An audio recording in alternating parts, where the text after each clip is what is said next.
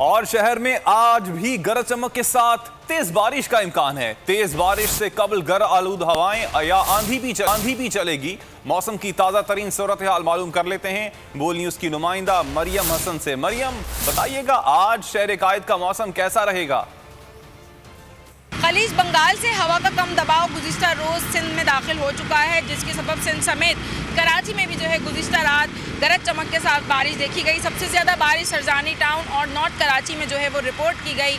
आज भी गरज चमक के साथ शहर भर में बारिश का इम्कान जो है वो जाहिर किया गया है। कुछ इलाकों में दरमियाने दर्जे की, जबकि कुछ इलाकों में मूसलाधार बारिश जो है वो होगी। महकमा मौसमियात के मुताबिक बारिश का जो सिलसिला है वो 11 सितंबर की रात तक जो जारी रहने का इम्कान जाहिर किया गया है, जबकि 12 सितंबर को भी शहर के मुख्तलिफ इलाकों में हल्की बारिश या बूंदाबांदी देखने में आ सकेगी। शहर भर में इस वक्त गर्मी की शिद्दत जो है तकरीबन 38 से 40 डिग्री तक जो है वो की जा रही है। महकमा मौसमियात के मुताबिक तकरीबन 2 बजे के बाद जो है शहर में बादल बनने का बहुत शुक्रिया मरियम। हो जाएगा।